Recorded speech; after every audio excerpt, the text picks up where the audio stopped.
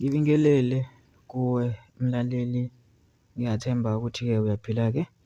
Mina nje engizocela kuwe-ke laphana-ke ukuthi-ke mawukuthi-ke usamusha kulona-ke ikhasi-ke leli-ke noma ukuthi-ke uyaqala ukungena kulona-ke, wenze nje okulungile-ke laphana-ke ungixhase-ke ungaphumi ungalicindezelanga-ke ibhathini usubscribe nje kubiza imali kumahhala nje kusho nesenti-ke elimnyama-ke leli khona uzokwazi phela ukuthi-ke uqhubeke uthole nezinye-ke iy'ndaba-ke ezintsha engizolobe ngiza nazo ngikufakela zona-ke kulona-ke ikhasi-ke leli kusukela-ke manje-ke.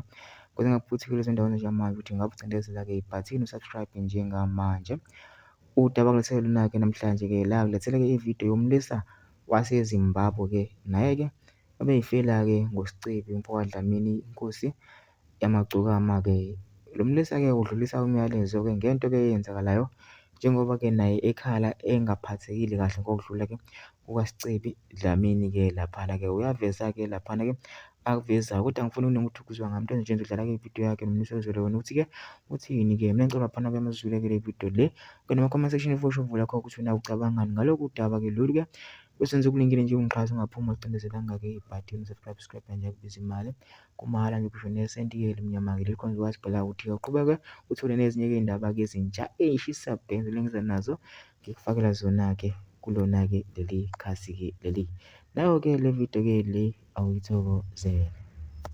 Hayi, umuntu engakuthethisa ethi yazi unengqondo zabo mkhaya, hayi abukuthukile shame. Hayi, thina sifelanga, bantu baseZimbabwe kelana kuphapha, kelana kuPort Sicebi, inkosi yamagcokama, thina nathi safelwa lapho ma-eli azange sibabone.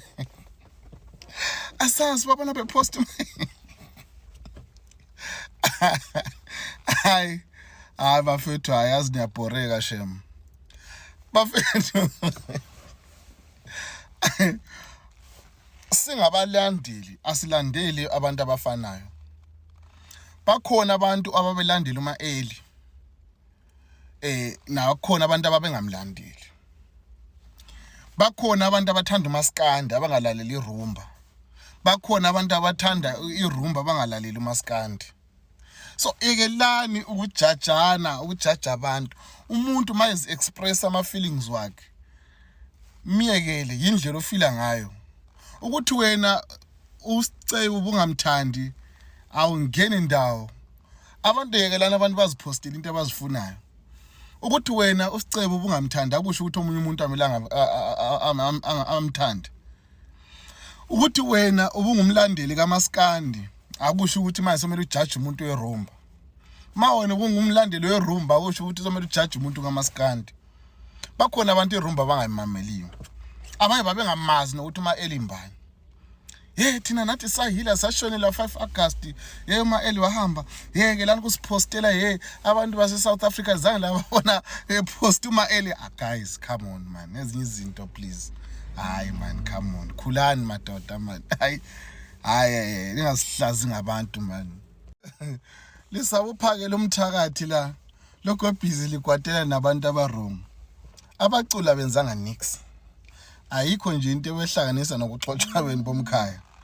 Lina nje ama-anger issues wena la kumele nje umuntu kuwayeka likwatele abantu aba-right.